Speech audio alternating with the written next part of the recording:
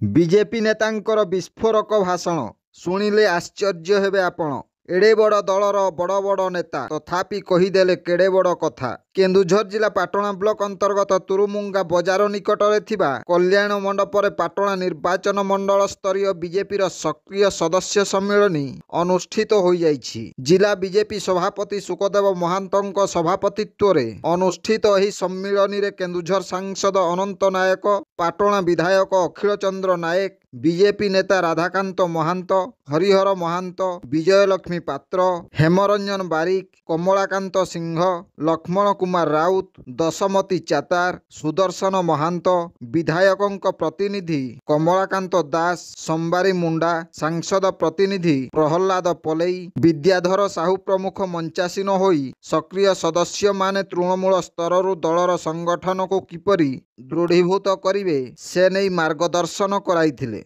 नेतांकर एभली गुरुमंत्र को शुणी सक्रिय कर्मकर्ता माने अति आनंदित होई खुशी रे करताळीर वर्षा करिथिले। ब्यूरो रिपोर्ट जनजागरण ओडिया।